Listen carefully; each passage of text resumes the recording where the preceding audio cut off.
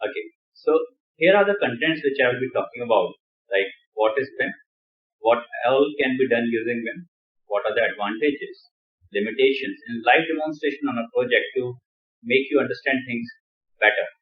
However, demonstration will be done in between as and when I am just covering certain topics. Let us start with the first topic, that is what is BIM. But before that, the most important thing is to clarify certain myths about BIM which are very much prevalent in the industry. The first and most common myth is BIM is a piece of software. So I will emphasize on this point quite often during my session today because I want everyone to be very clear about this point.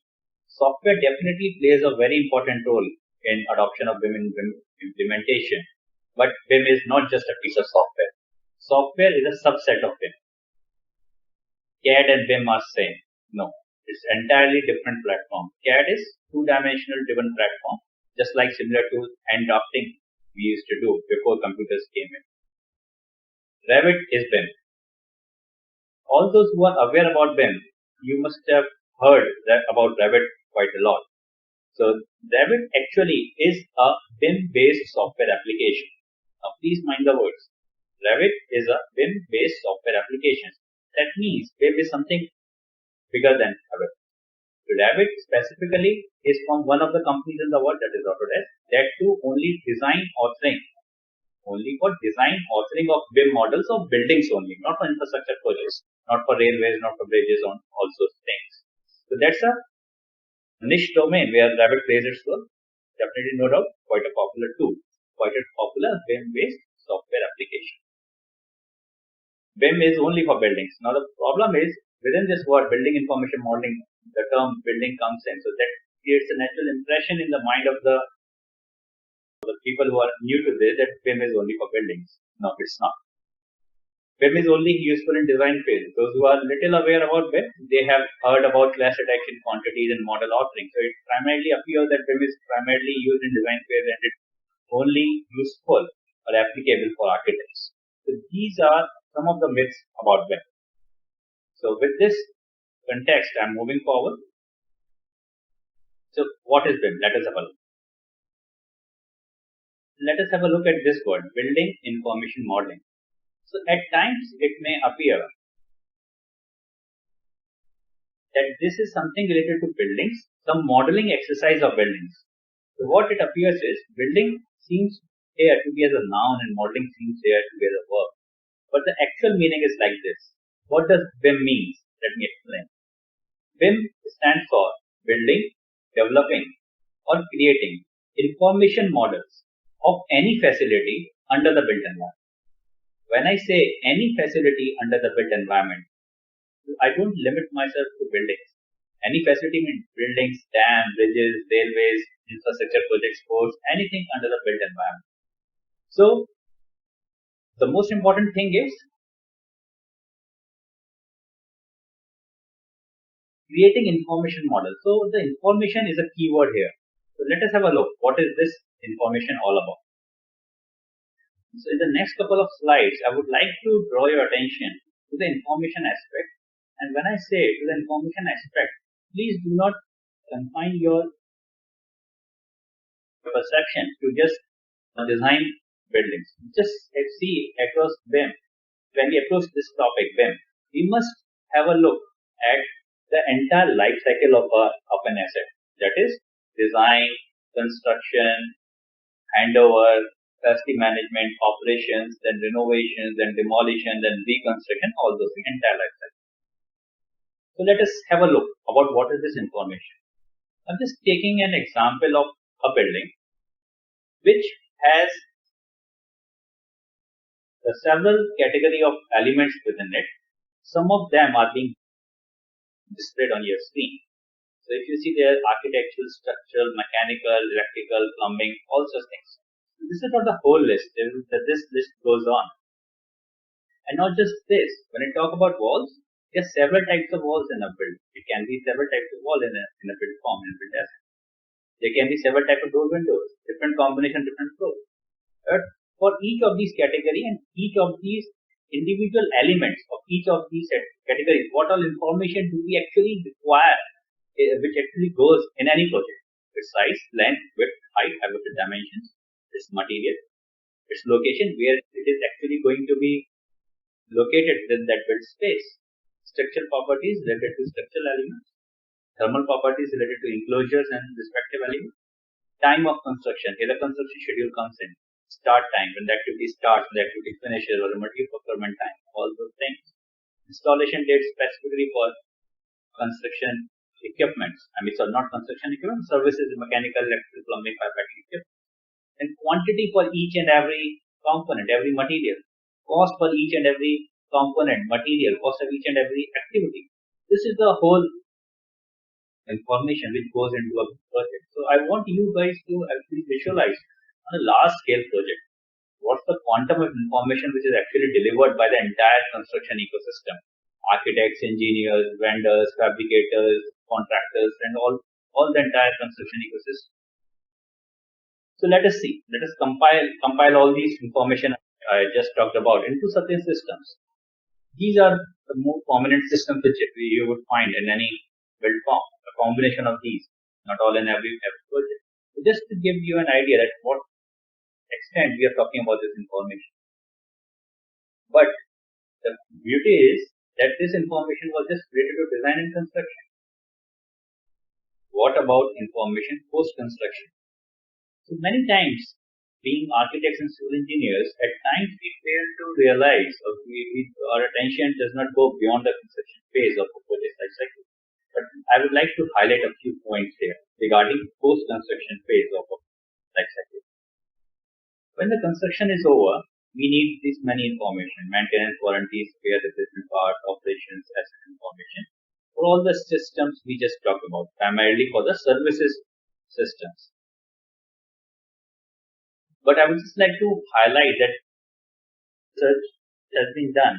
It states that if we see the actual life cycle of a project, of an asset, then it's only 3% to 5% which goes in the design and construction phase, with life cycle cost. Around 85 to 95% cost goes in operations and maintenance phase of a building. So this is one area where too much cost of a building goes in, and it is also significant an area where there is significant scope of improvement, reduction of wastages and optimization being efficient.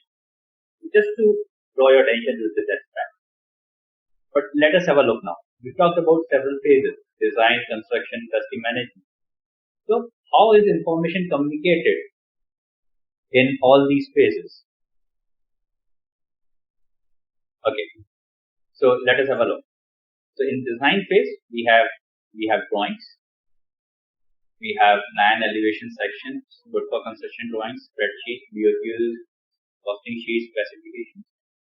When we go on to construction phase, we have construction project management chart, Gantt chart, schedules, construction schedules, spreadsheets, material procurement, cash flows, as planned versus in progress schedules. When we go into handover and operations, we need as-built drawings. We need several documents related to operational and maintenance manual, etc.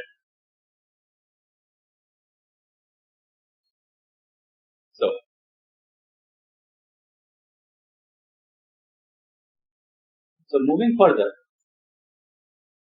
let us have a look. Design. We have drawings, we have quantities. Now let us understand the nature of it. If I'm coming up with a 10 lakh square feet of hospital project, how many A1, A0 size drawings will actually go on the site for every discipline? Say, I'm assuming that 300, 400, 500 individual drawings actually go on site. What's the nature of those drawings?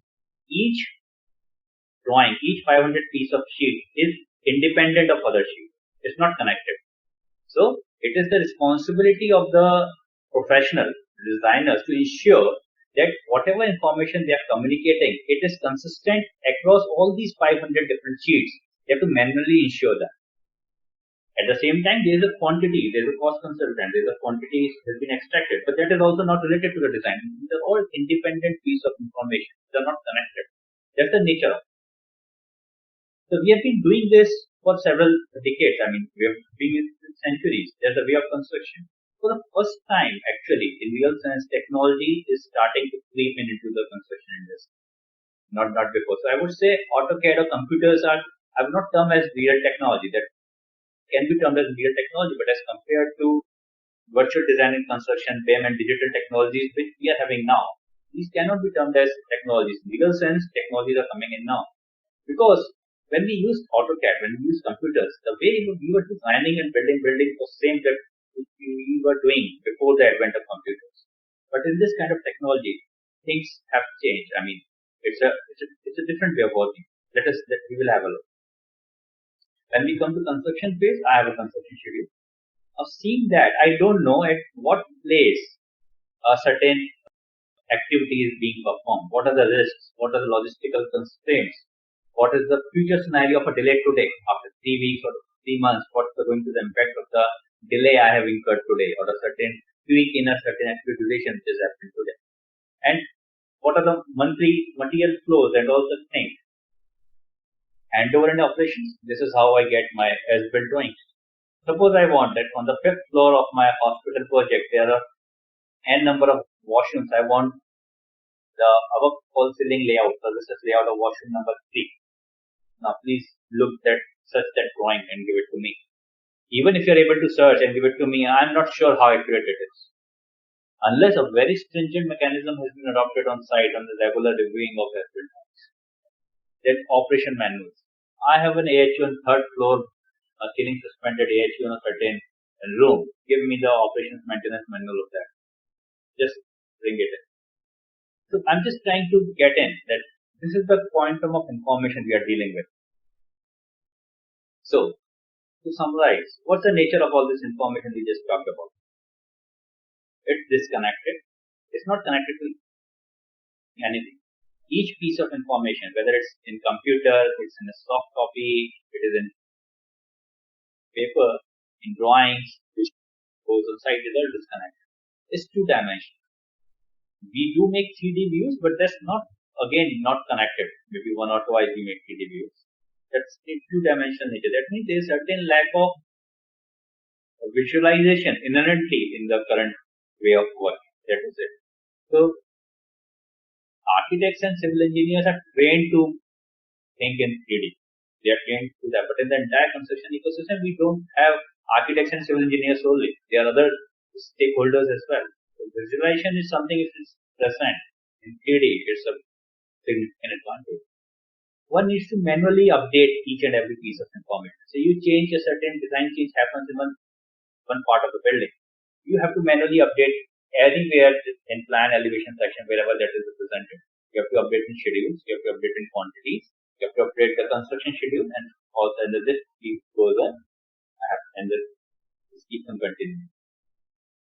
It's not easy to find missing incorrect information, and that's why we will see in the coming slides what happens in the traditional work methodology that we encounter several problems on site when the actual construction begins. It's all scattered, it's all distributed. We don't know that which piece of information is correct. So we are constantly dependent on others. So sometimes I have a certain set of information, R3 version of drawing, whereas there's the latest one, but on the site only R1 version of drawing is being used. Some information is in structural consultant's office, some information is in architect's office, some information is with client, and some information someone's head. We don't know where we at current point of time in a project life cycle, what is the status of the information? Which is the most correct information, and is it readily available with all? See, one must understand. If I say that not having right information at the right time is a cost, not for everyone, but it's for those who are investing in any build. For them, there is a significant cost not having the right information at the right time. So, what is BIM? So, when I am going to explain BIM, I am telling it from my perspective. I am not quoting any definition. I am not quoting any text. So, I am going to explain BIM how I perceive it, how I have found it, how it has appealed to me. So, I see that this entire information which I talked about can be put it in an Excel sheet. except for the spatial relationship with a construction drawing communicates, which a space has with another space. That definitely won't be, we will be able to communicate via Excel sheet. But rest all of the information, however cumbersome it is, we will still document that in Excel sheet, or I would say in a database form. Excel sheet is primarily a database. So BIM to me is this database in 3D. And not just in 3D, it is an intelligent 3D. I can talk to it. Okay, so I can question it. So Mr. BIM model or Ms. BIM model, just tell me what is the cubic meter of concrete, M25 feet of concrete floor wise. It can give me those results.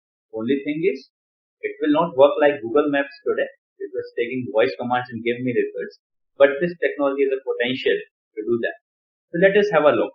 What makes it these things possible? So I will be explaining at a very fundamental level the concept of BIM. And the irony is that I will be using a software application to explain the concept of BIM. That again can create a misconception in the mind of the attendee that BIM is a piece of software. Plus, in addition to that, I will be using Revit. And that can again create confusion that Revit is BIM. So I'm again re-emphasizing BIM is not a software and Revit is not. So moving to another demonstration. So let me open. Yeah, that is a BIM-based software application called Revit for design authoring of building. So meanwhile, let me just open AutoCAD for a while. So let us see. When we are now, I'm starting the design phase. So let us see if we are in the design phase of a building and we are working on a platform like AutoCAD. So how do we communicate our design intent? So suppose I draw two parallel lines. Okay. If I'm an architect, I will say these are my walls in the plan. If I'm a structural engineer, I will say civil engineer, these are my beams. I'm a transportation engineer, I say this is my road. I'm a mechanical engineer, this is my job. The point is that technology, software platform, the technology, just identifies these as two lines. Just it is I who puts colors, put layers, put text, put textures, put hatch, represent that these are going to be called walls, doors, windows, ducts, all such things. But when we are coming in BIM technology, we are no longer talking about lines. We do not represent any object. We actually build that object just like we do a actual construction on site. That's why BIM is often referred to as virtual design and construction. Because here, what elements do you have? Just have a look. If I need a wall, I have a wall. So since Revit is a BIM-based software application for design authoring of buildings, that's why I'm getting options related to a building. So if I'm using a BIM-based software application which can make railway projects or infrastructure projects, I will have options relevant to it. So that means I can use the actual component of a building, select a respective component, build it. If I have a wall, I can build that. And just as the moment you make anything in 3D, I go into structure, I have columns, trusses, reinforcement. I go into system, I have my ductwork, I have my plant P&ID, I have my piping, I have my electrical function, all systems. So not just this, there is a certain intelligence embedded in these tools. The beauty is this: the moment you model anything, its length, volume, area, and count are automatically computed. Let me just select this wall, and I say it's a brick wall, and I select it. I just want you guys to focus on it. This is length is 12 meter, 48 square meter is the area, and 11.04 cubic meter is its volume. You change it, and those things will get automatically updated. Not just things. I just gave an example that it's an intelligence. So I place a door. Let us see its volume out. It is 6.4 cubic meter now. So definitely if I place two doors, its volume should reduce. So I select the wall, it's now 4.957 cubic meter. I just isolate these walls. You can see the certain reduction has been automatically done. This is just very basic example to show that on what basis this technology has been developed now.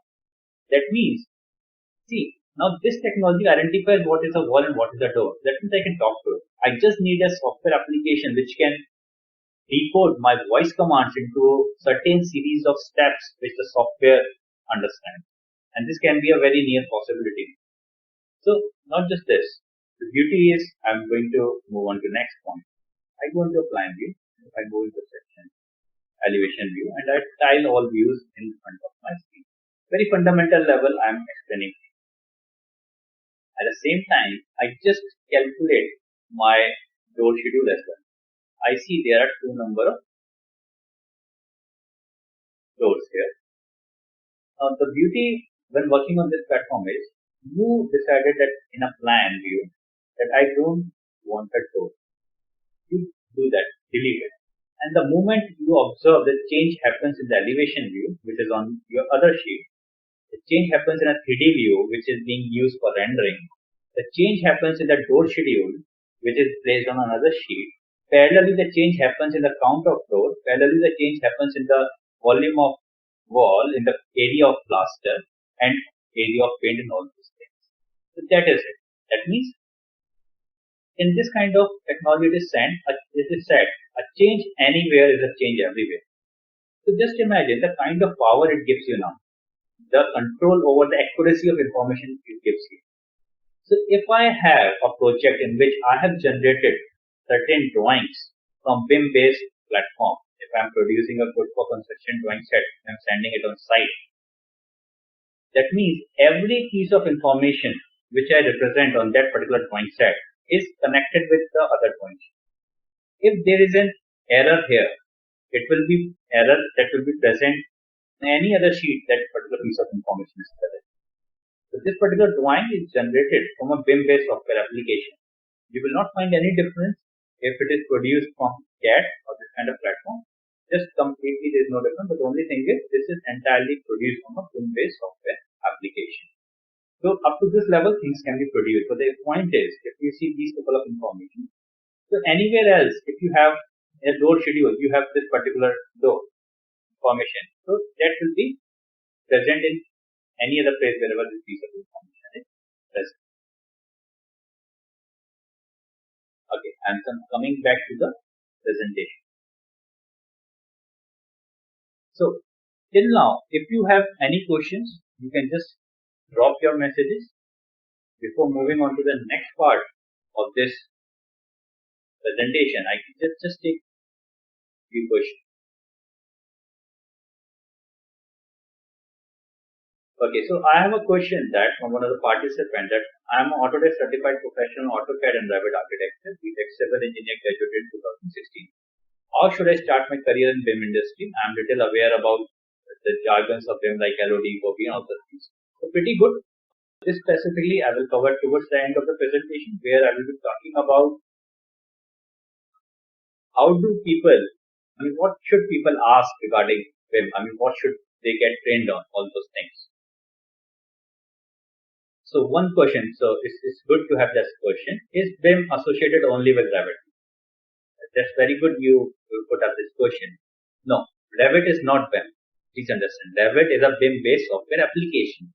BIM is an umbrella in which Revit is a small part. So if I say the competitor products of Revit are ArchiCAD, SketchUp is also building up, then there is Vectorworks and all many things. At the same time, Revit is just for design authoring of building. What about infrastructure projects? What about highways, bridges, roads, dams, metro stations and all the things, metro tunnels, also infrastructure we have in the world. Okay. What is maximum level of LOD? So I would say that's pretty technical for this session. Maybe we'll see by the end if we can take this topic up, but I intend to not touch the technical jargons of BIM today. Focus on major fundamentals. Students can be use it in academic. Yes, I will talk about it. I use AutoCAD for designing. That would also be used for designing from starting. Yes, it can be used. BIM industry and opportunities to work as an architect within Revit. BIM for interior designing. Yes, BIM can be used for interior designing as well. And regarding the industry perspective, I will talk on that.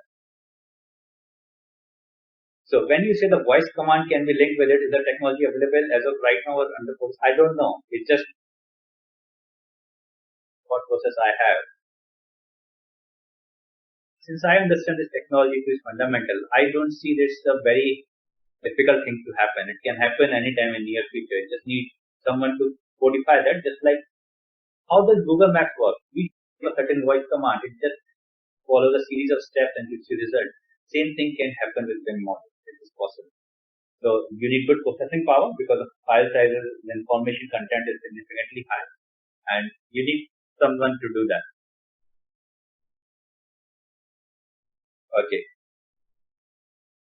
Which one is better to use, Revit or ArchiCAD? That's one of the burning questions in the industry. If people are aware of it, we will talk about it. Let me answer it here itself. These are two equally good tools. Each have their own strengths and weaknesses. So we'll have to discuss in detail in order to answer that. It cannot be answered in just this one is better, this one is better. So anyways, I guess questions are coming in. So please do keep putting up your questions. I will take up those questions at the end. Let's move on to the next topic. So the next question is, what all can be done using BIM? Let us have a look. Before moving forward, there is a little nomenclature system, a little vocabulary, just one vocabulary topic I would like to introduce. Dimensions of BIM. You must have heard that 4D BIM, 5D BIM. We never say 3D BIM first of all. BIM inherently is in 3D. There is no need to mention that. But now if you carefully look at this slide, if I say 3D, it's just X, Y, and Z coordinates. So BIM is not just 3D. What makes it different, a BIM model different from a 3D model of 3ds Max? A 3ds Max model is similar to AutoCAD in 3D. It's a dumb. It just has a 3D cubes in it, cuboids in it, which are represented again using color and texture. But when you talk about a BIM model, it has a 3D inherently in 3D plus properties plus behavior. So I missed one point regarding properties. Let me go back to Revit. When I mentioned that BIM is an Excel sheet, BIM model is an Excel sheet in 3D, what I meant was, if you select any wall, any object, there is no end to the parameters you can attach to it. There are many available. So this is an Excel sheet. This is a presentation of Excel sheet, I would say. On one side you have a parameter heading, and other side you have a value. You can attach any amount of information with this building, a door, or a mechanical equipment. That means all that information which was earlier scattered at different places, you can all collate them at one place, and which will be available to you on your iPad, on your mobile phone in this stage of technology, on cloud, without using any parent application like Revit or any such thing. Just click it, you get the information you is associated with it, and you can correct it there itself. You make correction at one place, it gets updated to all other places. That's the kind of potential this technology has. So what is this 4D BIM? I mean, this is again, every time I give presentation, I notice this mistake here, 4D CAD, it should be 4D BIM, 5D BIM. And I make a mental note that I will correct it, but all the time I miss it. So anyways, please excuse me for this. It's 4D BIM, 5D BIM, ND. Let me explain. This is also a major source of confusion amongst many people. So, first of all, BIM is all about information. So we have a design BIM model that I have a BIM model. Now, I am adding a certain set of information, say related to time, to the BIM model element. That is, I am attaching my construction schedule with the BIM model. So the industry has come together and decided a uniform nomenclature system that whenever we say that we are attaching time information with BIM model elements, we will say that the output we are going to get is 4D BIM. They've agreed to that. That's a nomenclature system they've said. We say when we attach cost to the BIM model, we say 5D BIM. Say we attach facility management information to the BIM model, we would say 60 or 7 or 70 BIM is again a source of confusion on that. So what inherently I mean is, when I say I want to implement 6D BIM, that does not mean that I have to also implement 4D and 5D. It just means that I am going to have a BIM model and I am going to use it for, say, sustainability, and it's called 6D BIM. I have a BIM model, I'm going to use it for facility management. I will say that I'm using 7D BIM. If you say that I want to use BIM for 5D BIM, what it means is that you want to use BIM model for costing. That means you can get the cost for architecture, for the entire architectural component, for the structural component, mechanical component, you can get the cost building wise, floor wise, and also fashion. When I say 4D BIM, you can actually see the building coming up with time. Now, when I say that I want the cost with time, when you want cost with time, there is a 24 months construction duration. I want month-wise cost. So that's why I say that it's like 4D plus 5D. Yet you are implementing those together.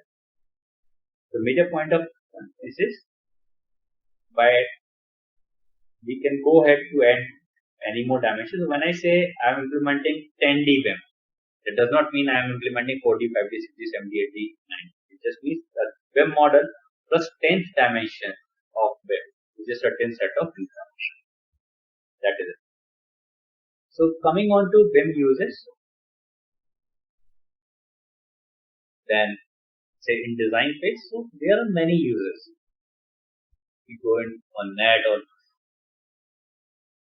they can be articulated, divided into several sub-uses as well, but I am here listing some major uses.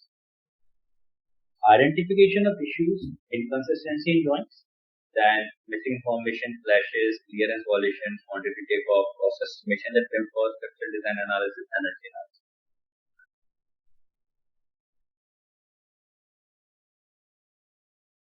Let me give a quick demonstration on these points. So let us say identification of issues. What do I mean by that? How does BIM help me?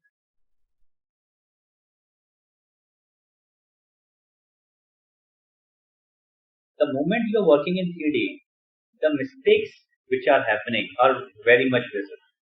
Rather, they are very difficult to hide. Just have a look here. In the structural design, in the structural drawings, you have a certain dimensions of the shaft, where as an architect wants, as per design intent, he wants this much dimension of the area of shaft to support easy transfer of services. Just imagine the structural drawing goes on site first, if you miss the coordinate well, and the structure gets to the shaft gets built in this form. And later on you come in with the masonry layout plan to make your works. Just imagine what kind of nuisance is going to create on site. However, this kind of platform, just take a normal walkthrough of a 3D building. You will easily find that, oh, this is the problem, this needs to be coordinated. So no one needs to tell you, these are very much clear. Just imagine.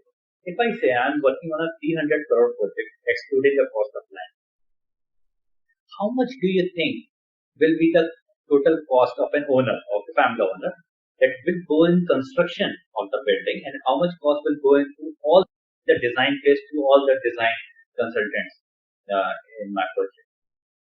So I would say that if a 300 crore project, not even 10% of my cost goes for the designing. Let's say 90% or even greater goes. It is there the major risk lies. It is where I am going to spend more money. The major risk is on the construction phase. If such issues keep on coming outside, it's a waste of time for everyone. It's a waste of resources, loss of time and money, and reduction in quality for everyone. These issues, it could be handled quite earlier. The construction time can actually reduce. So what you were earlier going to achieve, build a building in say 24 months, you can now build it in certain less time. So there would be researches, I'm not aware of that, how much actually it can save on real projects. There are researches who have been done, so we can refer to that. At the same time, I'm just talking about, just think of your common sense that these things we are handling early.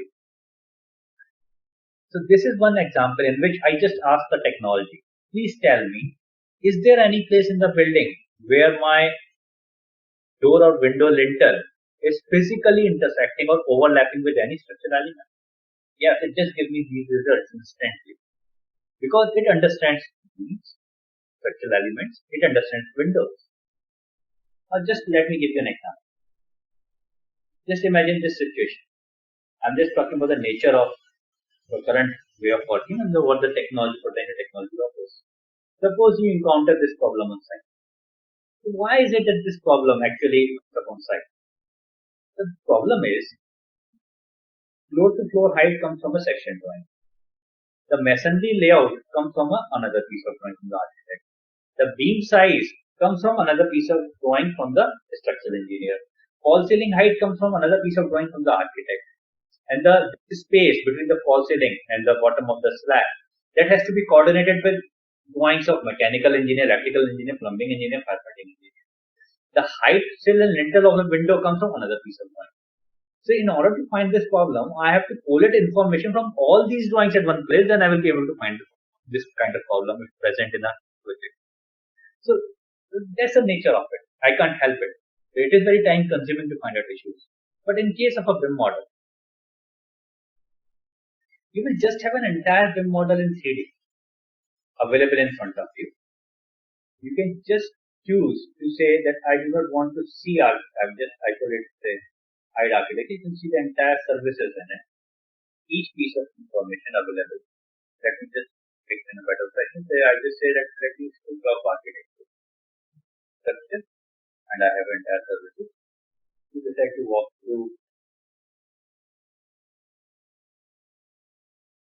into it. You want to check about this piece of information, so you just click say what is this. You just see its properties now. You say that's a supply air duct of this particular size, particular volume. Just want to do a certain measurement. I'm just pointing out the potential of this kind of technology. This is the height which we are getting. And these are all entirely BIM models. So with this kind of potential you have, so if I say the problem which I just showed, you're going to identify on site, you can very easily, such problems you can very easily handle in a virtual environment much before then it comes on site. And are you seeing the services below the ground?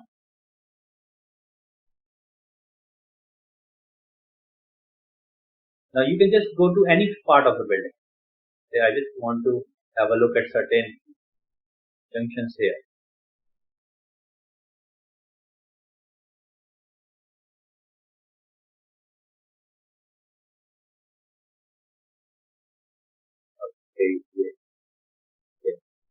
To get a certain place, I just want to have a look at this place.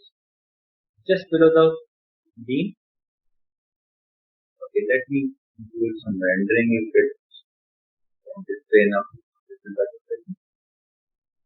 So I have my beam, my slab, my cabinet, my fall ceiling, and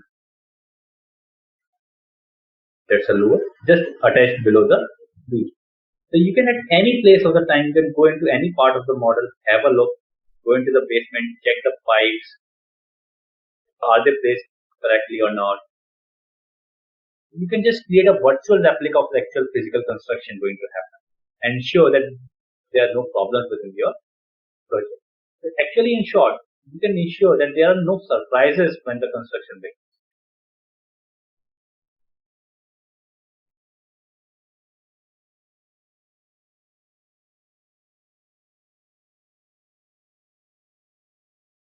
Now, so just imagine you have spent weeks and months to analyze a facade that on the look of a building.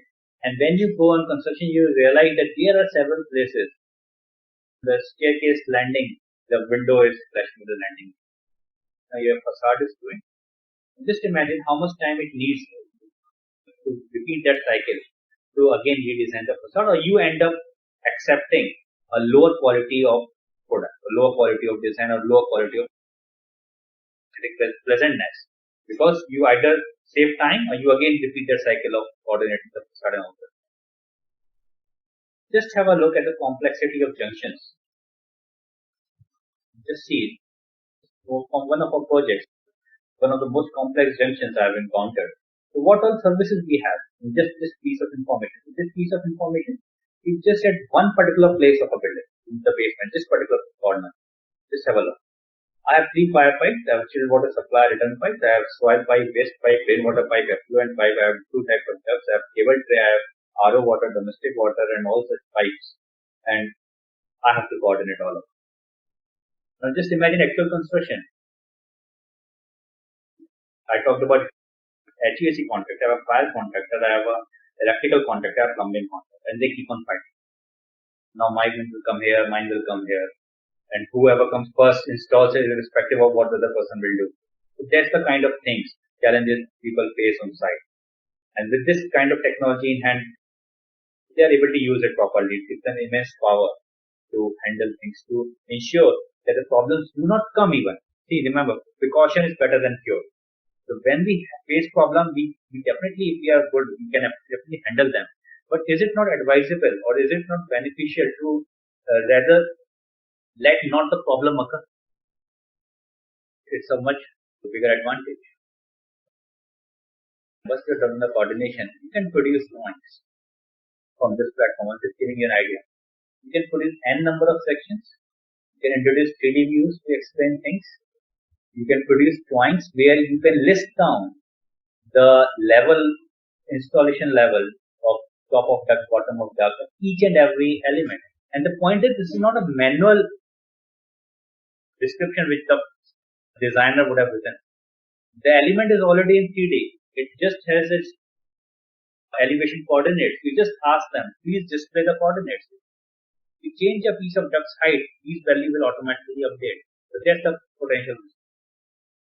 I mean, quite less than, I would say, this kind of output if you are sending on side of your good for construction drawings for your MEP contractors to construct is somewhat midway between a design level drawing and a shop drawing.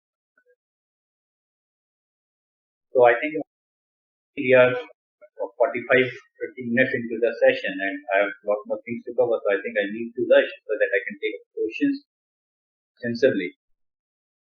A quantity takeoff. Let me just show you the potential of it with a small video. Our same project I just presented. Let us have a look at the video. On the bottom side, you have the quantity box. We have the quantity takeoff has been done, but see how easy it is to validate the quantity. Otherwise, in legal projects, we don't attempt even validate. We just add a percentage, okay, 5% variation, 6%, 10% variation maximum. But here, when I select block work, you can just see that these are the 150 mm block work in the entire project. You can select any piece of element, check whether the software has calculated its quantities correctly, and you can measure it on your own and check its quantities.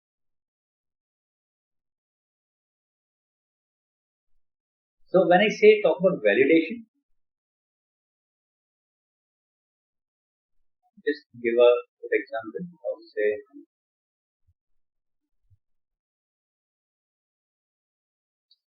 suppose you want to know that where in this entire building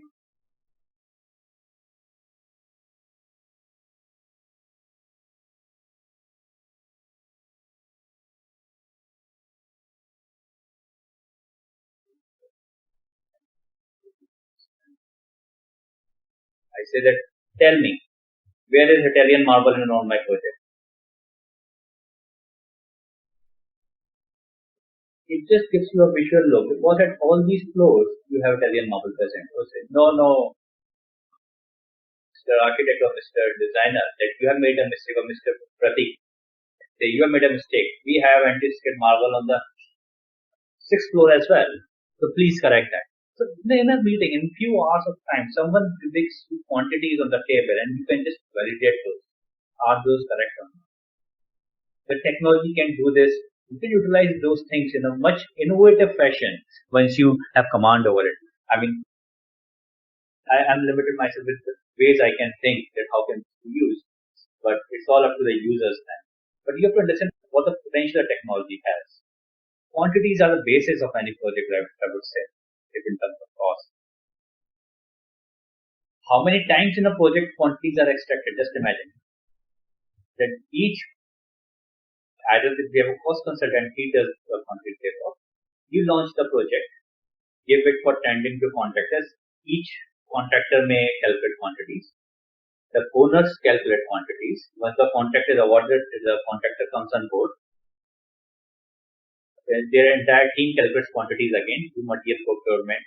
Then the validation of billing is done. Then again the quantities are measured by the contractor, also then by the client itself. If there's some agency comes in for auditing, then they do the quantities. So we just keep on taking out quantities again and again in the entire current workflow. Just imagine, with this kind of technology in place, the quantity extraction task has been taken care of by the technology. But you have to pull out quantities in a judicious fashion. You can focus on applying rates, data analysis, and other technical tasks. But the laborious task of quantity takeoff can be handled by the technology. So moving further, I think I should, at this particular session, I would say I would skip BIM for design analysis, and I will move on to the construction phase. There are several uses in construction phase as well, and today I would say that we plan to have my particular session for 1 hour so that we can talk about questions in a detailed fashion. So I will just do a brief about handover and operations and put major focus on design and construction phase for this particular session. Now 4D BIM, that is attaching a BIM model to a construction schedule. So let us see how much advantage this brings. So these are the various uses. So maybe I'm not going to read them, but I would rather show certain images of that you give.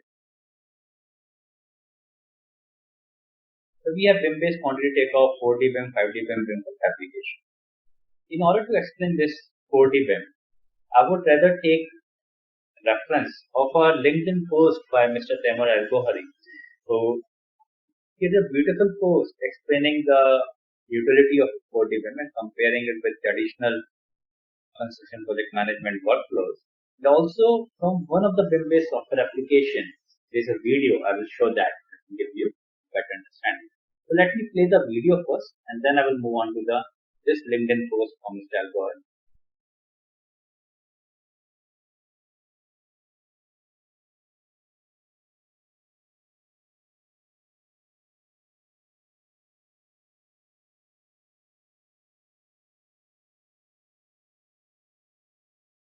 So just have a look. Just imagine that you have construction schedule and a model all at one place, and you can actually see the building coming up in 3D. Okay, so they will be coming up in isolated certain things. I will just skip past this and come on directly to here. You can bring in any kind of schedule. So you have a schedule, you have a BIM model element, you have attached with it, and when you click on play, you can actually see the building coming from 3D. You can supplement it with logistics as well. So let me share the computer audio as well. Any work, and you can even export the changes that you made in Synchro back to the import an existing schedule. You will have to define how its activities are linked to the relevant model objects. For smaller projects, this can quickly link them together. And finally, you'll use appearance profiles to define the type of action happening between each resource. So this is the kind of potential the technology has. Let us have a look and see. This very conceptual example how technology can help. Of work B. While setting up the project, you also have the option to host the 4D model on a server, which enables multiple users to work on separate parts of the model at the same time. And this has allowed our users to scale up their 4D models quite impressively. So just giving you an idea, with this kind of thing, I mean, this is not a fancy video animation. It is actually the actual construction schedule linked with the BIM modeling, utilizing it in a better way. So let me move on to this particular video.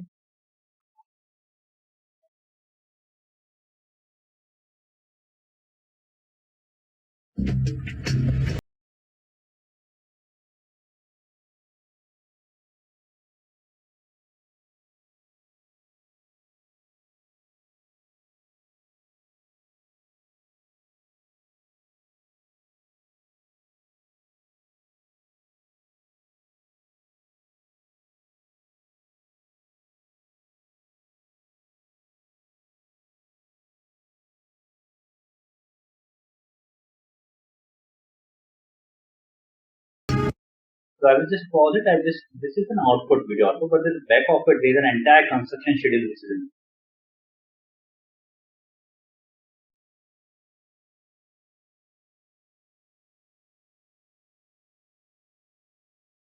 In case when we say that in Excel 40 BIM implementation, there's a lot more depth in it. There's a lot more depth in it. So, that's a altogether different domain. Try to implement 40 BIM, but here my current focus is to emphasize on the potential of. Okay, so I switch back onto the main present. Okay, just before that, let me go to that post-promised algorithm. That visual comparison between the traditional and 4D BIM algorithm. There are certain series of images which explains the points. Now just have a look. On one side, primarily applicable for construction project managers, professionals and students available in the audience today. On one side, your traditional way of working, and this is a BIM-based project management. You have a schedule, you have a model, which has also the quantities. So you can get quantities as per the schedule quite conveniently. You can see where the thing is happening, where the risks are happening. You're tracking construction progress, baseline versus actual. You can do it in a 3D environment. You can actually see the building coming up in 3D in two different windows.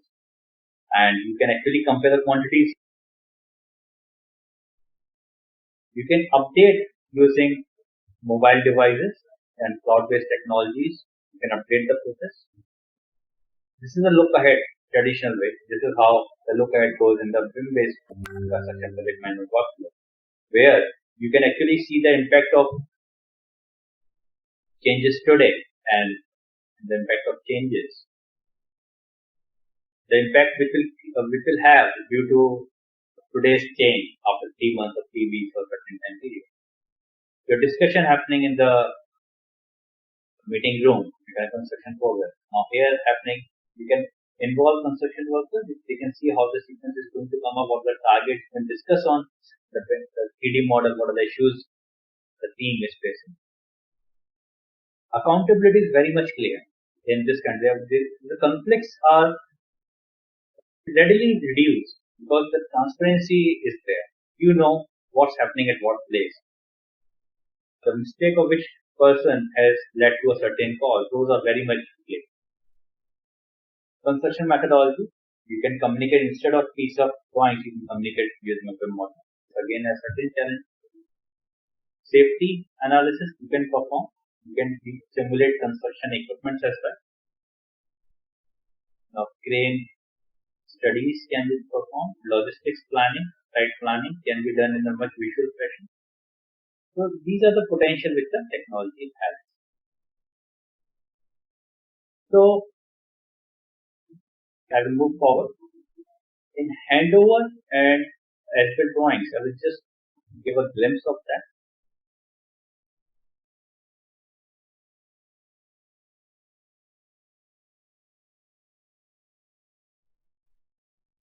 Okay, what do I mean by this? Thing is, whatever information you have of your entire project, this all drawings can come up in the as-built BIM model. All the information files and folders, I can attach it with the respective BIM element and I can extract the Excel sheet out of that BIM model, which is the one single document containing the entire database of the entire build form.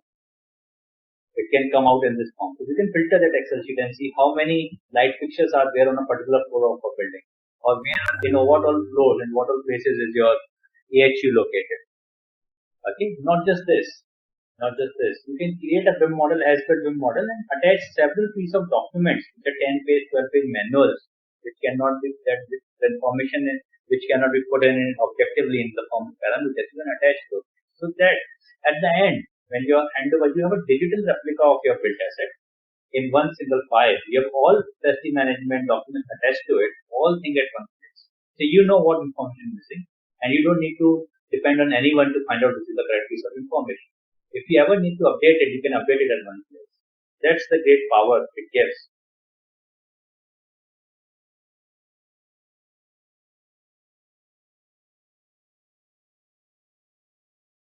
Moving back to my presentation. Till now, I would say that advantages and limitations would rather be covered very quickly. There are just one or two slides in these topics, and then we will move on to question and answer sessions. When I talk on advantages, let me have a look. I was browsing through NAT and I came across a research paper from professors of IIT Madras. They have done a study and identified certain parameters and ranked them, which are most significant in terms of cost over. So let me go to that paper that's available on NAT. So they have listed these parameters and they have given a water index. There is a certain value. So what I did is I just listed all these parameters along with the relative water index in an Excel sheet. And I just say if I just rank them from largest to smallest, I just put the top 50 out of the 63 or 65 such parameters and just document which of those things can be readily impacted with the use of them. So you find that most of the things can be handled by BIM. So these are the BIM users. Maybe something at some places 3D visualization can help. In some cases 3D identification concepts can help. In some cases quantity takeoff, cost estimate, 4D BIM, 5D BIM can help. So those are the things that the advantage with this kind of technology can bring in. However, there is a separate question, the ability to use it. So it's not just the for better results, it's not just the technology should be good, it's the users also needs to be quite capable to take the best advantage of it. Now moving further, when I talk about limitations of it, let us have a see. So what are the barriers to if it's so powerful, so good, fantastic, and what are the barriers? Now we are in 2020. It was in 2005 that GSA of USA, that is General Service Administration of USA, I mean an agency in charge with all the built assets of the government of USA government.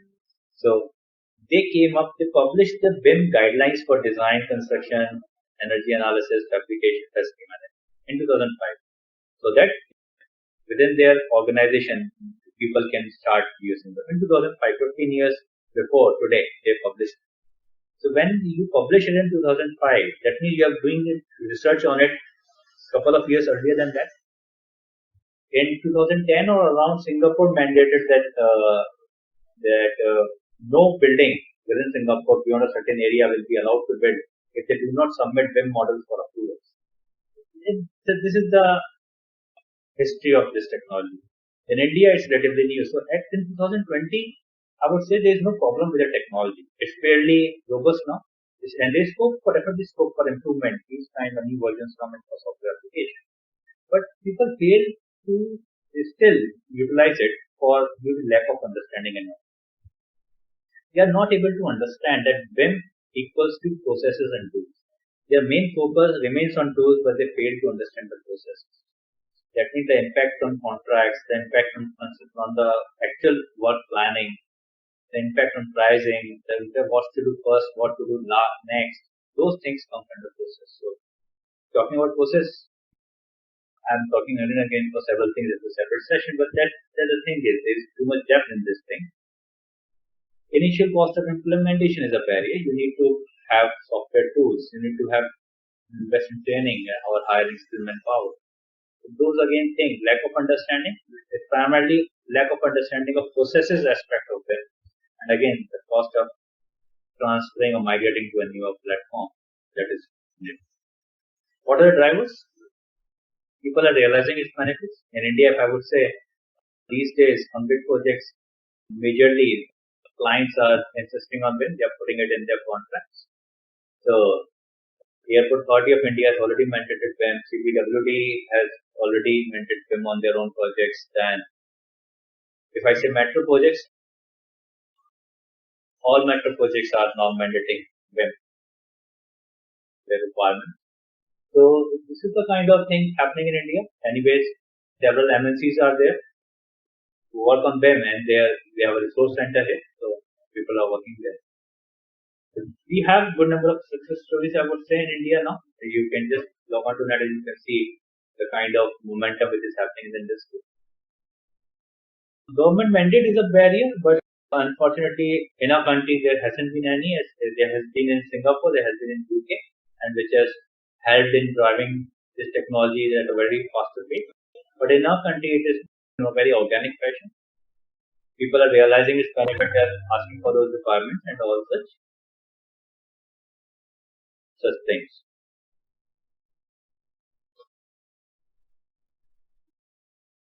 Moving further, better job opportunity definitely is a requirement. So with this, I will just end my presentation and let me just take up questions for now.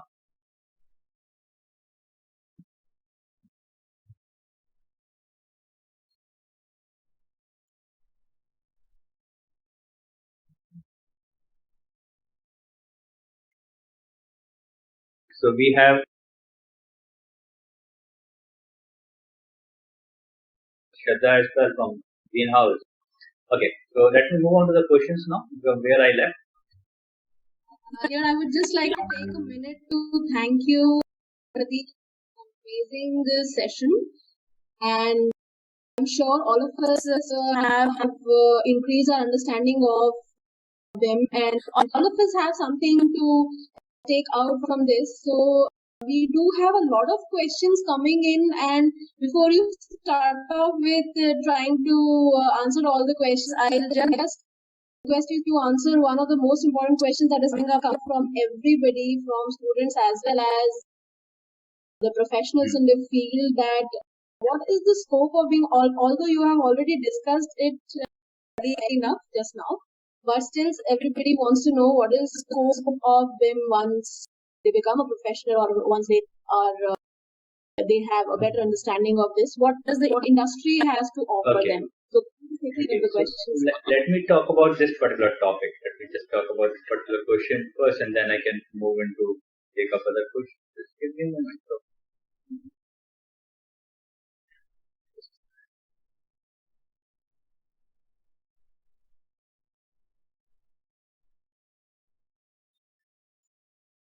So I do come up against this question several times. So I just thought of documenting certain things to give clarity to people. That people say, I want to learn BIM. So my question to them is, this is not the complete question. The first thing you need to understand is, what should you learn in BIM? If just saying, I want to learn BIM is end up in a difficult situation for you, because you may end up investing time and money to learn certain thing which is not useful to you, not relevant to you, or you don't capitalize further on that. At the same time, learning important things can lead to a significant wastage of time. Maybe you are not able to complete that thing, and you realize in between that this is not relevant to you. So I would just say that I just categorize on certain things in order to answer this point. First of all, the first question should be, what is my domain activity? I'm an architect, civil engineer, structural designer, MEP designer. What is my domain activity? So based on your domain activity, the essence of BIM is, it's a way of working. It's a technological advancement. So whatever task you have been doing inherently, you are now going to use it with an upgraded version of technology. That is it. So your basic core domain is very much important, and you are trying to reduce wastage, bring in efficiency in your own practices, in your own domain activity used with the help of technology. So that is the essence. So you have to first think about, what is my domain activity? Then you move on forward further. Which BIM-based software application is applicable for this domain activity? You will find a couple of those applications.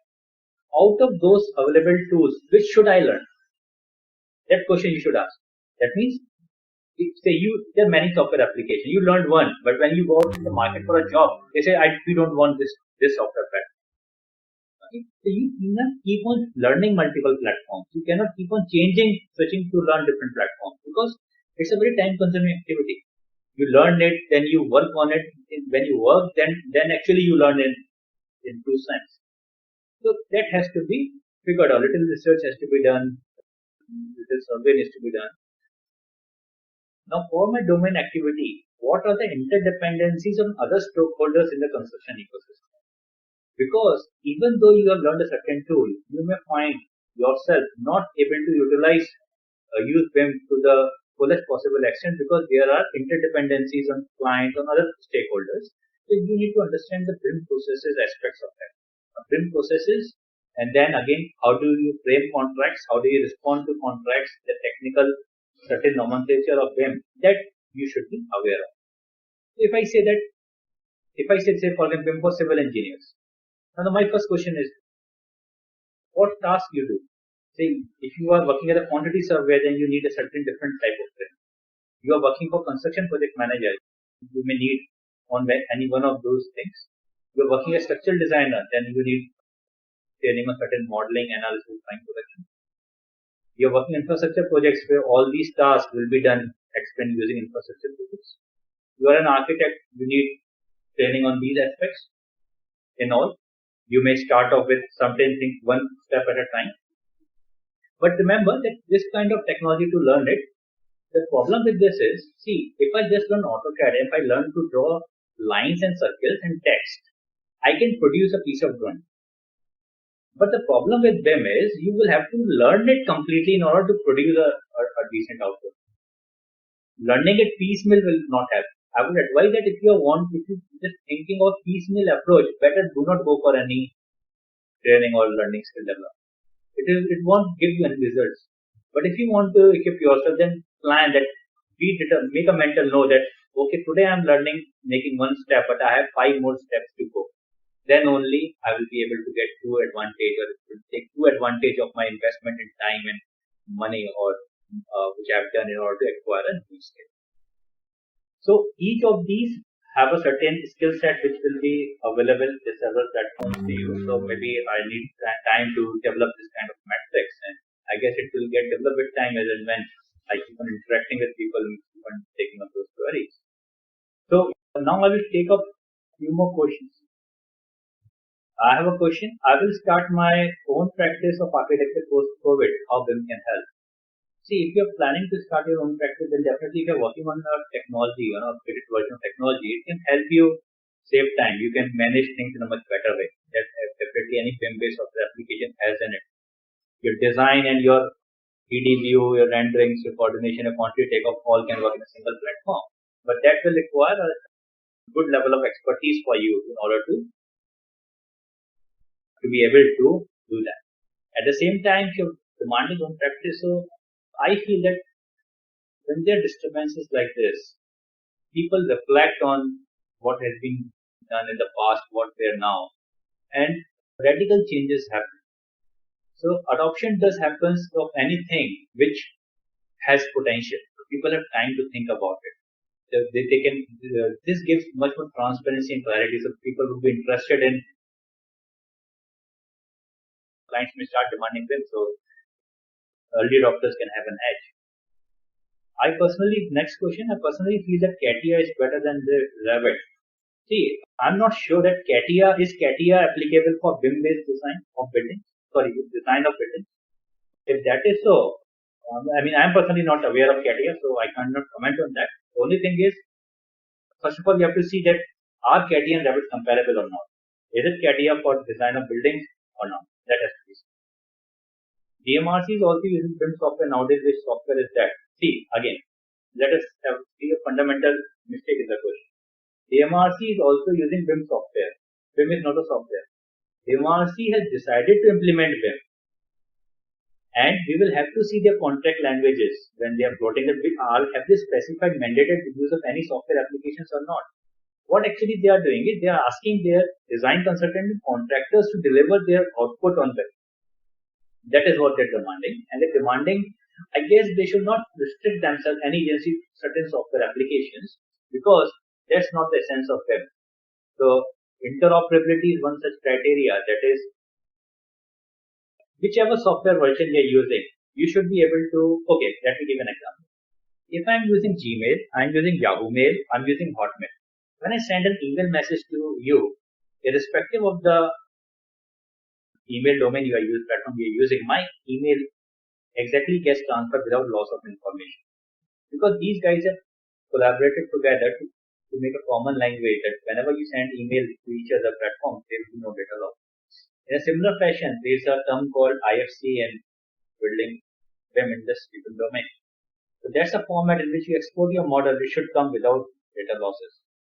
So they can, I don't know whether they have specified any software application or not, but people should avoid doing that. I mean, they don't need to. But still India, if I say, if a design offering of buildings, Autodesk has comparatively a major, bigger market. Tools are good, and generally Revit is primarily used for civil 3D. At the same time, Bentley's products are quite good, and there are other products as well. Next question, how BIM is useful for draftsmen or students pursuing draftsman training? See, if you are in drafting domain, I would say that you might be using AutoCAD or platform. If you use a modeling tool, if you learn a modeling tool, you get another area for you in terms of job opportunities. We do have Revit for structural modeling, but is Revit able to handle enough detailed information also? If so, why contractors, subcontractors use Tekla and other softwares for it? So there are, Revit is there, Tekla is also there. So each software application, these are quite good software application. There are certain areas in which one application is very good, there are certain areas in which other application is good. So there are people using both applications. And when a person chooses a particular application, it's not just the ability, the pricing of that application, the probability of having availability of trained resources on that particular application. Does that piece of software application gels well in the other software application which that organization is using? So these are the factors which an organization think on it so that they can. That's how they take on decisions to go for a certain application. So I would say, no doubt, Tekla is very good in structural area, and Revit 2 is making progress in that. So whenever if you have to make a call, you have to think on several aspects. Can a 3D view be rendered in a BIM-based software application? Yes. How is the scope for architect to get into BIM? Yeah, I would say scope for architects. See, post-COVID, I mean, due to COVID, there's a lot of disturbance. But before COVID, there were quite a demand of using BIM. There are everywhere, and people are looking for professionals who can work on BIM platform. There are many multinational companies in India who have their resource centers. They were working on the platform. So this is a technological advancement, and it does have potential as well. So if you go for it, you will definitely get better opportunities. If you can see, it's all about demand and supply. If the demand is more and supply is less, I mean, you can get advantage out of it. So, and demand is increasing, and I say that really good people working on BIM platform are comparatively less. What needs to be focused and helpful in cost management reference to BIM?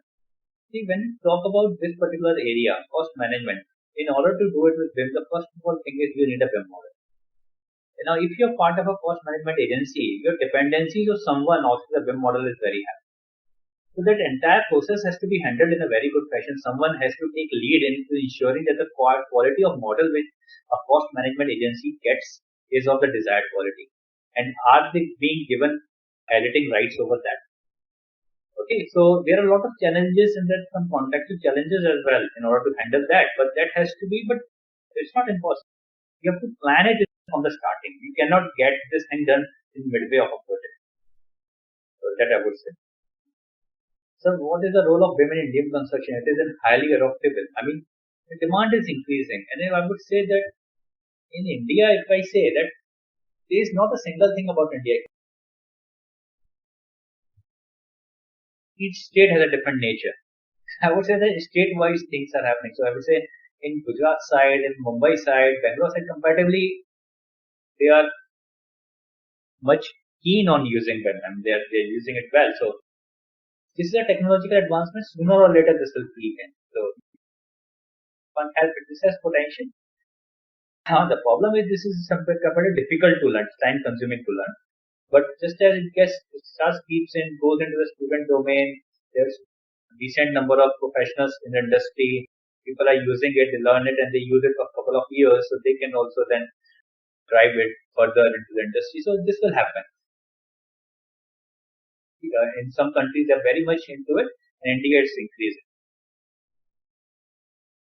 So please throw some lights on how it is used for quantity survey. So quantity surveys, I would say that if they're planning to go for them, they should see it will take time for the entire industry to completely transform onto BIM platform. So till then, you will have to focus on two things. Do quantity surveying in the traditional way, that is on unit 2D drawings, and also to be able to do quantity takeoff using a BIM model. These two skills you should acquire so that whenever the need comes, you can adapt to any of these situations. But the problem arises again to the cost management point which I just answered, that these two agencies are dependent on the quality of the BIM model. So let me just give you a presentation on it. Let me just give me a moment. I will show up one slide which can help answer this thing in a much better way. So there is a BIM-based software application called CostTech. So just like to show a model of that. I hope my screen is visible. So we are into 12:40. I guess we will take 15 more minutes for this question and answer. I guess I will be able to handle all. See, so what are the mistakes being done here? Here, just on the terrace part, there is a wall, and the modeling, the person who has modeled it, this is one category of wall, 200 mm concrete, and they just modeled it given 3 different nomenclature systems. That means if I make a search set, I mean if I want to filter those things, this actually should be the one category. Okay, so these are the things. I mean, there are certain things in generic model. These do not get quantified in certain any bucket or any respective item description. You need to handle those separately. So if I say that you want to take out grade-wise concrete quantity, you select a piece of column to check out its object properties. If this particular piece of information is not present in the BIM model, if that is not given it correctly, quantity surveyors will have problems. But those can still be addressed. It is not such a big problem, but these are process-related things which the different stakeholders need to come together and address if they want to use BIM in the entire construction life. Moving on to the next question. How can a planning engineer get benefited from BIM? The first thing is, if you are doing a planning, I think 4D BIM is something which you should learn. But again, once you learn, then if you get an opportunity to work on projects in which 4D BIM is being used, then you can work on that, and then your learning will happen. But the initial thing is get yourself acquainted, if not to advanced, at to beginner level, so that when you apply to certain such companies who are working on 4D BIM, or you can drive that within your own organization as well. It can happen that maybe if you are aware of it, you can take lead and do that thing. But construction project scheduling using BIM, construction project management using BIM is something you need to focus on. Today, a new concept of virtual reality is emerging. How BIM is correlated with it. So, virtual reality. So, what is virtual reality? Okay. BIM model can be utilized in virtual reality application. So that means you can go into it, like you walk into it as just like a virtual building. So BIM model can be utilized in that. So you don't need to create a fresh model from drawings in order to take advantage of virtual reality in the building industry. If a virtual reality application supports, I think those applications should be able to handle BIM models in a certain format. We export that, and then you have to streamline the process. How to export, what to model in what way, so that the virtual reality objectives are fulfilled. You have to do that, but that is definitely related to that. And virtual reality along with augmented reality is there. That means, suppose you go into a basement, you have a structure, the MEP installation is yet to come. You raise your iPad focusing on a certain piece of, say, at the terrace, and you can see in your iPad the MEP services being laid. That is augmented reality. So they can be tremendous usage of it. It depends upon your innovation, but that is a possibility these days. BIM and proof checking project almost complete before construction by BIM plus VR, saving time as architect or site visit, just completing work by work from home method as needed at the time. Yes, that can be done. And with the kind of cloud technologies are coming in, and now people are getting more comfortable with work from home, and they are getting more comfortable with technology, especially with the Indian generation, which is comparatively young as compared to other countries. I see a lot of potential India has. And what I feel is, when you work on these platforms, on BIM platforms, your actual domain understanding increases, because you are not able to proceed further if you resolve this problem at the first hand. It enhances your domain understanding when you're working on this platform. It makes you find solutions of the things which you are maybe neglecting in the past. But that is something. And if the industry is on MBIM platform, and we have in the country a lot more construction to happen, we can actually drive the maximum advantage for our country as compared to any other country. We have a lot of construction activity to happen, and we are using these kind of technology to reduce wastage in time, money, and can improve the construction quality or the final product quality. That can be an advantage for everyone. With the help of Dermo, we can automate various steps and rapid. Yes, you can. As we know, construction large-scale projects can also be done, but why there is need for BIM over conventional method, as there is also nice process and proper method of construction, why BIM perfectly over the method. But why there is need of BIM over conventional method? See, I'm not talking conventional method of construction technology. I'm talking about the way the conventional things were working. So, see, okay, there were messages. We used to use phone and we used to send messages. A technological advancement came in Android based application. We had WhatsApp. How many of us now resort to normal traditional way of doing messaging? No, I mean, very few. We are very much comfortable with WhatsApp because it has many more options available. It handles certain things. It allows us to do things in a better way, with ease, with less time, much clarity.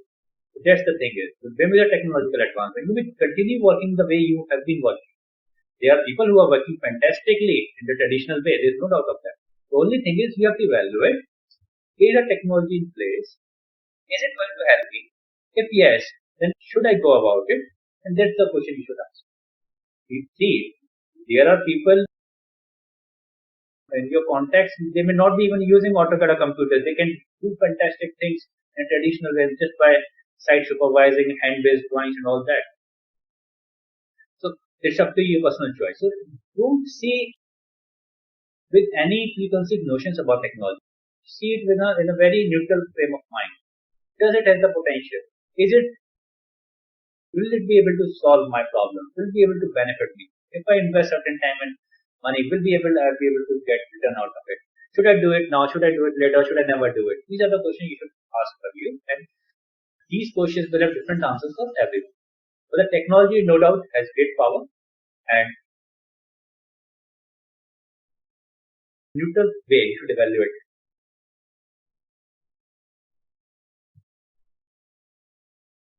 The staircase detail you showed to us are drafted on Revit or imported from CAD. It's a complete 100% directly printed from Revit, completely made on Revit. So when you work on this platform, you do modeling and you develop certain things in 3D and you also develop certain things in 2D.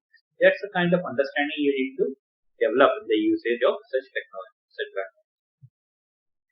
So being a part of small scale construction in India, what and how should I proceed with incorporation of BIM in these projects? The problem is that all the consultants and contractors are usually hired by the client and not everyone is willing to provide extensive information that probably a BIM model needs to function at an optimum level.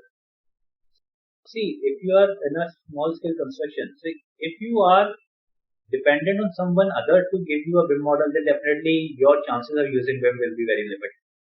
But if you're a designer or you are doing design and construction on your own, in those cases you can take significant advantage of it. You can author the BIM on your own without anyone asking for you to do that. But you know that doing that you can get accurate quantities, you get accurate cost, you can do better material flow planning, you can do better coordination, you can generate rendering, so you can take advantage from your inherent processes. Initially there will be an investment in time and cost, but you will be able to get return times to come when you are advanced in the use of that technology. P and B stands in this chart. This is properties and behavior. BIM plus time plus cost is 5D BIM. So many people do say that, but I personally disagree with this. BIM plus cost equals to 5D BIM. If you want to implement time with 5D BIM, I specifically say it 4D plus 5D BIM. Because technically the purpose of dimensions of BIM is that there is a certain piece of information if you attach to a BIM model, you get 5D BIM. But this term is being loosely used. So anyone says 5D BIM to me, I clarify with them. Do you want only cost with the BIM model or do you want cost with time? That's a clarification I always seek when anyone uses 5D BIM. So this is debatable, people can debate, but I just prefer to keep things on a very fundamental basis and I do prefer to clarify things if there's any source of confusion.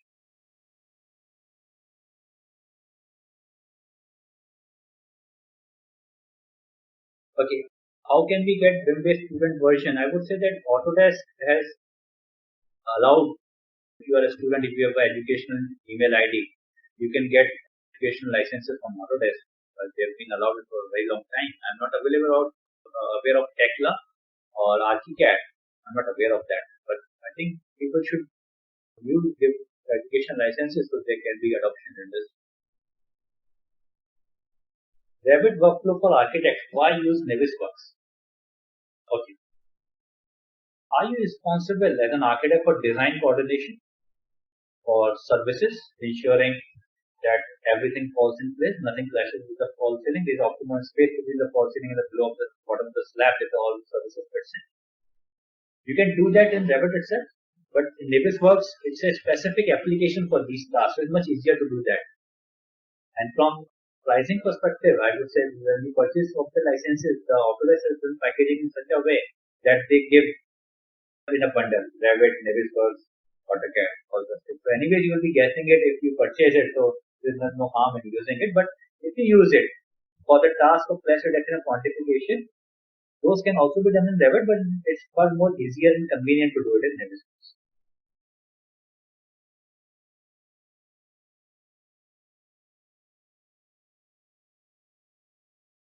Okay, now the question is, so we don't need to calculate quantities of project as BIM is giving quantities automatically. Now there is a catch here.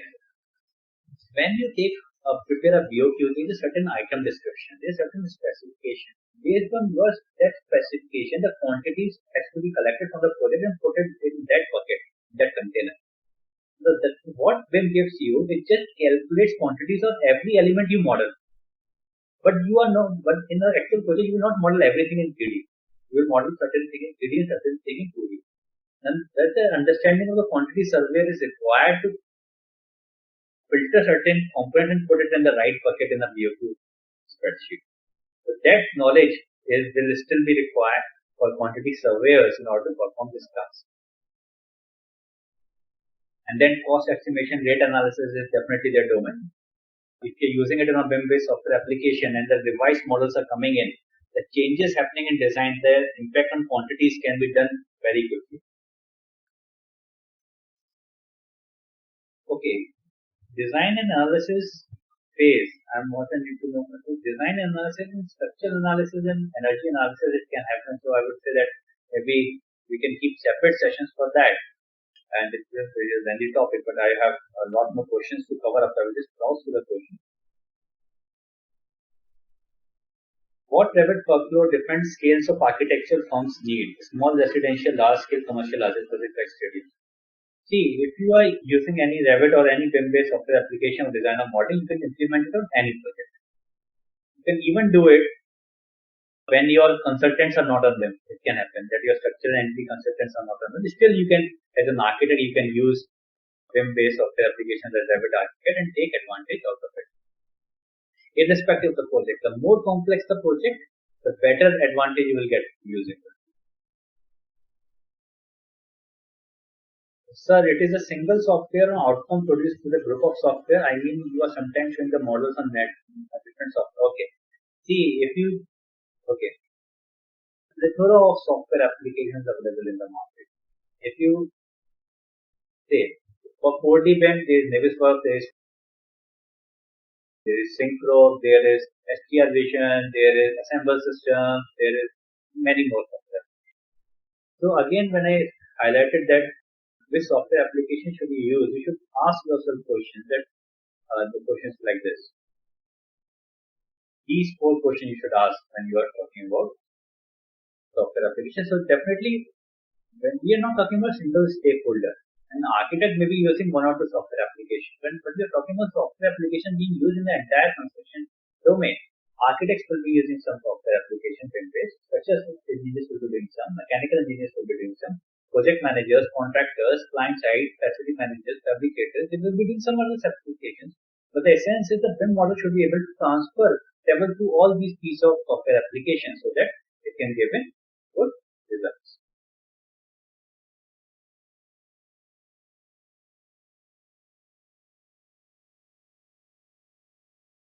Okay. So moving further on other questions. I think, Shraddha, how much time do we have? I think there's a lot many questions. There are 100 more questions down the line.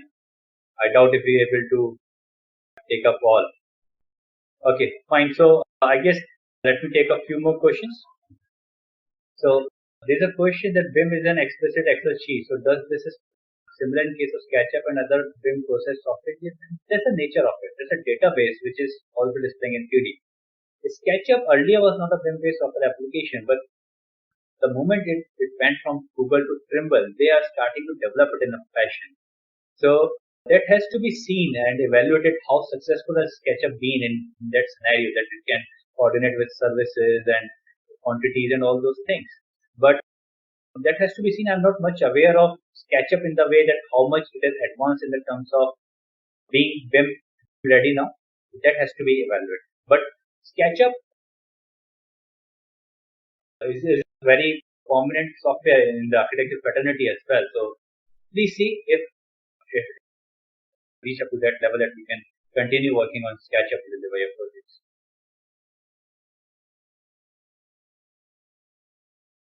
Yes, definitely BIM-based software application requires good hardware capabilities, definitely, and it also depends on software application to application. Revit definitely requires, but ArchiCAD, a similar product from a different company, requires much less software capabilities. What is the cost part of BIM in India? Well, it cannot be answered in a single question. There are many components of it. You have to be more specific for it. Yes, BIM can be used for small projects. I think only architects will be able to use. Rest all other stakeholders are quite dependent on that. And since they are the one who initiates a design, so they do have a very important role in driving BIM in any industry. If architects don't do it, then the next chain which can do it independently are general contractors. And that too will definitely won't do it on smaller projects. There will definitely be the return on investment will come and utility will come on large size and more complex projects. How to learn BIM? Well, we do take BIM training courses, so you can get in touch with us and we can help you out with that. But the first thing we will help you and sit with you is to identify what do you want to learn and what will be useful for you, and plan your learning path for that so that you can go about it in a fashion comfortable for you in terms of finances and in terms of time you can devote. That will be, we do plan with all the candidates who come to us for training. How do we coordinate large scale models like an urban scale for Revit? See, the moment you talk about urban scale, I would say Revit is not the ideal tool. So it will work on buildings. So urban scale, you will have to move on city-based applications, but those can also be done. So there is a term called city information models now. That you can even model the entire city infrastructure as well in a virtual environment. So there are different software applications for that. Can a workshop be conducted for the benefit of students? Yes, we can. I think you can get in touch with the greenhouse and we can organize that anytime in future. So as every architect cannot be the main designer, is BIM a good career option for architects and students? Yes, because see, even if you are an architect, there are many roles which an architect play. There are architects into construction project management, there are architects in quantity surveying, there are architects into just design coordination, there are architects who just do designing, and there are architects who educated transfer the design intent into the good for construction drawing and coordinate on site and get the building delivered. So many roles architects play. So to each and every stakeholder in the entire construction industry, BIM has something to offer. It's a technological advancement and everyone can find things suitable for them so that they can utilize it for their own betterment. It's a betterment of workflows which are happening in the industry. How is the scope for architect to get into BIM consultancy currently in a country? See, that's a business-related question. So, business-related questions, I would say I am not better positioned to answer. I can take a technical question. So, that's a and for any, not just this business, for any kind of business, you will have to do a business analysis. What are the opportunities, what are the strengths and weaknesses, and all those things, and then you can derive at its answer. So, I think let me take 5 more minutes. Let me just quickly browse the questions, and then at 1:05 we take a call. So, I think it would be good that I have shared my email ID of Greenhouse. You have email ID of mine. You can contact Greenhouse with your queries, so maybe we can see if we can answer them, or we can come up with some couple of more sessions just focus solely on question and answers, devoting more time on interacting. We can address doubts.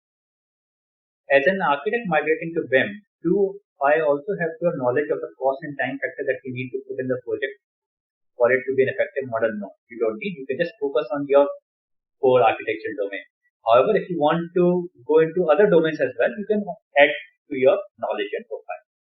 What actually is the role of a BIM manager and what is the basic qualification for this role? See, right now, if I talk about BIM certification, there are certain international certifications. In India, it is yet to come in the form of formal training by offering institutes. There can be institutes like us who are experts in that particular area and start offering courses. But BIM manager, to be able to qualify for a BIM manager, you will have to have a formal training, knowledge or understanding about it, and a couple of years of experience of working in BIM platform. Thereafter, you will be able to advance yourself into a role of a BIM manager. A BIM manager for design, BIM manager for construction, BIM manager for architects, for owners. There can be different BIM managers depending upon the organization you are working on. It's not just there is one BIM manager who does all the things.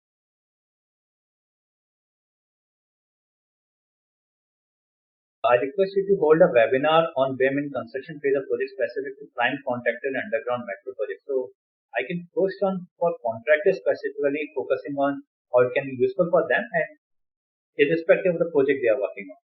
And definitely we can talk about metro projects as well.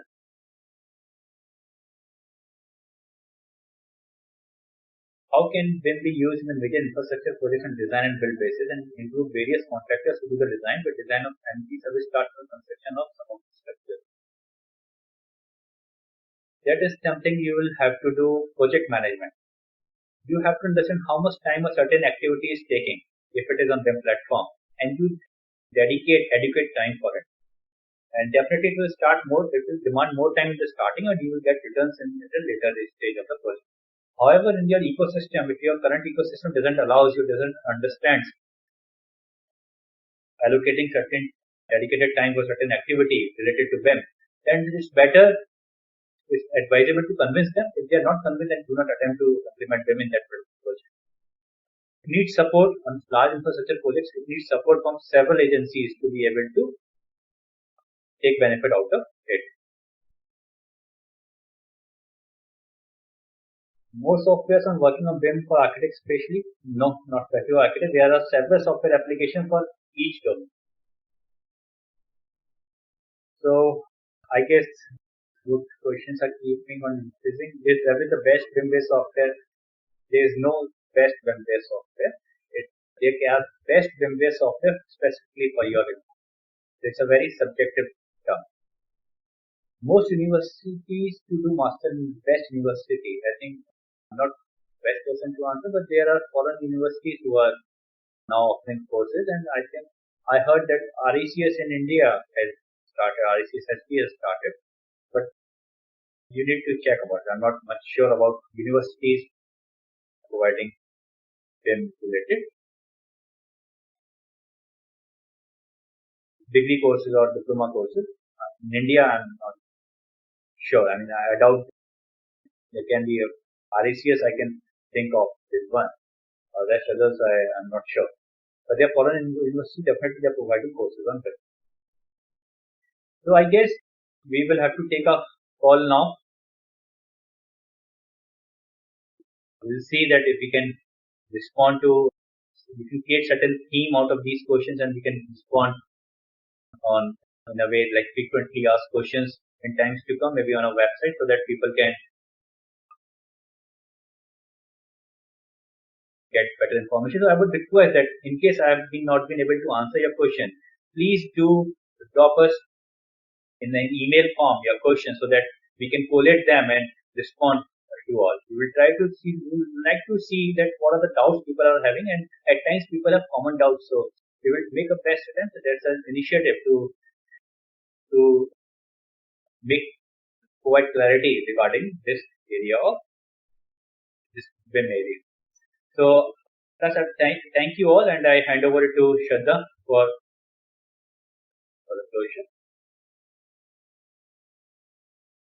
Yes, definitely there are so many questions that everybody is, very excited to ask, but we do not have so much time. But we'll definitely work out a way in which we can answer all the doubts. So we have your contact details, all of you, and if you still have some questions, if there are queries, you can mail it to us, and we will figure out a way of answering every doubt that we can. So be a little patient, probably not in this session, but after this we'll be able to send out the answers. And if there's anything, you can also WhatsApp us, or you can write to us through mail. And because there is such a wide variety of participants that we are seeing here, there are students, there are very senior professionals, there are people related from the industry, from the engineering side, from the architecture side, we have planners. So definitely, I'm sure everybody has had a little bit of takeoff from here, that what they can imagine BIM, how BIM can be helpful for them as a professional in future. And as Prateek already discussed, that now it is already being accepted and already becoming a mandate in so many of the PSUs and MSCs and AEC and construction related companies in India as well, and it is already a norm outside. So I'm sure this powerful tool is going to help us upgrade our professional skills in a much better way. And thank you so much, Prateek. It was an amazing session, and it was lovely to attend it. I also got to know so many things and so many different perspectives of what BIM can help us achieve. So I think I'll thank all the participants as well who have been very, very, very patient. Thank you so much. Our session would have been a success without you people. So thank you so much for participating. And if there is anything we can help out with, if there are any queries, please get back to us. We will definitely be arranging more sessions like this. So please keep in touch. Thank you so much, Prateek. Thank you for the wonderful. Thank you, Shraddha, and we will be reaching out to you for your feedback over this session, and you can just please do provide us feedback, and maybe you can respond to that email with your questions as well. This will help us collate all those things in a email. So that's all. Thank you all for your time, and good to interact with you. I hope that we get further more opportunities to interact with you. Thank you, everyone. Thank you, Shraddha. Okay, bye.